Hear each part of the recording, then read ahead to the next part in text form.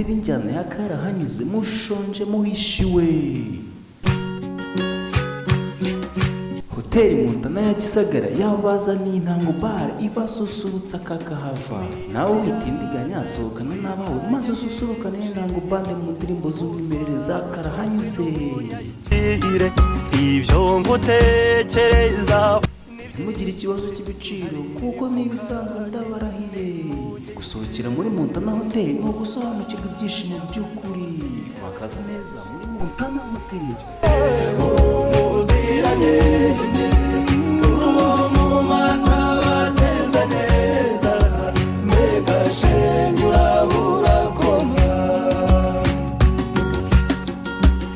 Urya munsi utangirira amatage